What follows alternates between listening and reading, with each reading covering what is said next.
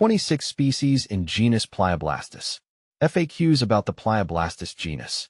When I first encountered Pleioblastus, I was drawn to its aesthetic appeal and versatility.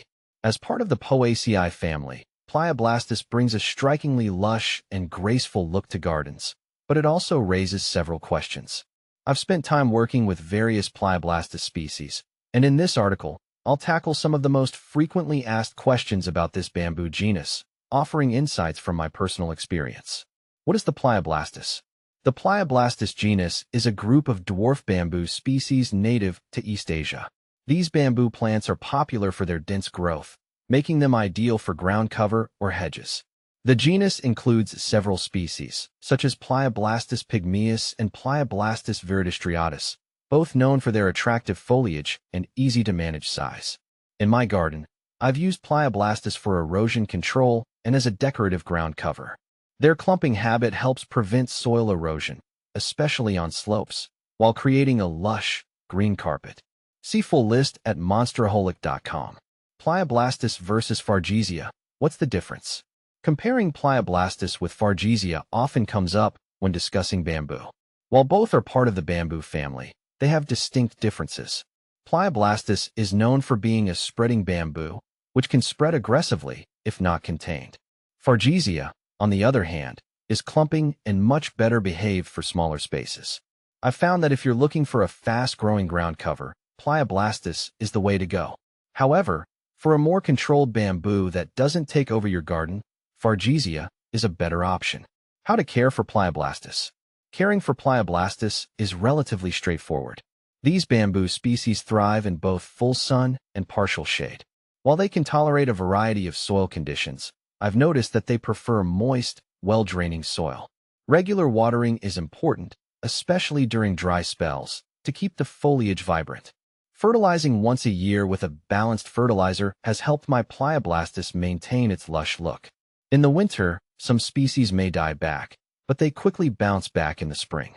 I've found them to be hardy and resilient, even after cold winters. How to propagate Pleioblastus.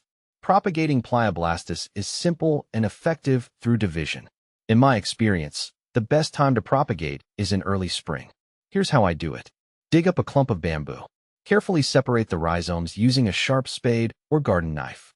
Replant the divisions in well-prepared soil. Make sure to water the newly planted divisions well to help them establish. Within a few weeks, you'll start to see new growth. Can you grow Pleioblastus indoors? While Pleioblastus is more commonly grown outdoors, some species can be adapted for indoor cultivation. I've experimented with Pleioblastus pygmaeus in a large container, placing it near a sunny window. With enough light and regular watering, it has thrived. However, keep in mind that bamboo needs plenty of light to stay healthy indoors, so if you can't provide that, it's best to keep it outside. Is Pleioblastus toxic?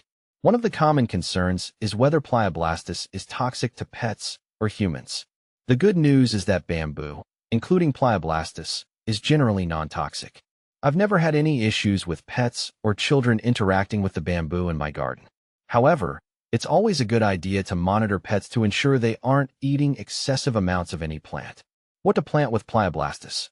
Pleioblastus pairs well with a variety of plants, particularly those that thrive in similar conditions. I've had success planting it alongside hostas, ferns, and astilbes. These plants complement the bamboo's dense foliage and share its preference for moist, shaded areas. For a more contrasting look, I like to pair Pleioblastus with Heuchera or Japanese forest grass. The difference in texture and color creates an interesting dynamic in the garden. What are the benefits of Pleioblastus? There are many benefits to incorporating Pleioblastus into your landscape. One of the main advantages is its ability to quickly cover large areas. I've used it effectively as ground cover in shaded areas where other plants struggled to thrive. Another benefit is its low maintenance.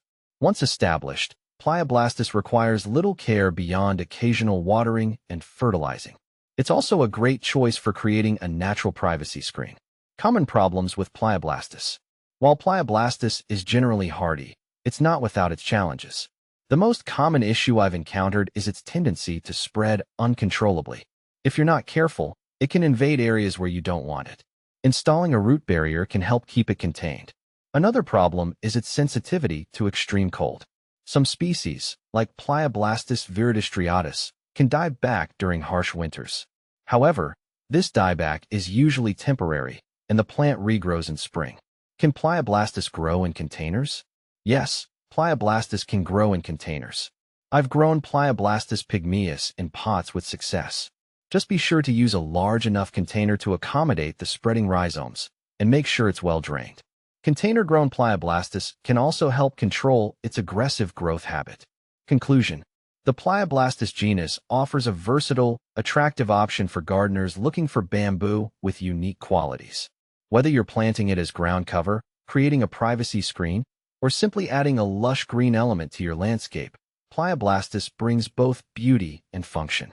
Just remember to control its spread if you're growing it in open ground, and enjoy its low-maintenance charm.